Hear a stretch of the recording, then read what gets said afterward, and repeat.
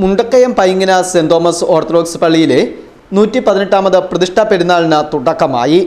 രാവിലെ 10-ന് very reverend T K. George കോർ എപ്പിസ്കോപ്പ തൈപ്പറമ്പിൽ പെരുന്നാൾ കൊടിയേറ്റ് കർമ്മം നിർവഹിച്ചു.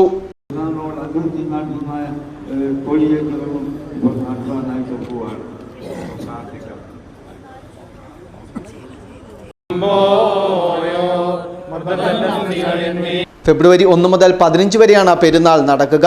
ഫെബ്രുവരി 2-ാം തീയതി രാവിലെ 6:30-ന് പ്രഭാത നമസ്കാരവും 6:15-ന് വിശുദ്ധ കുർബാനയും നടക്കും.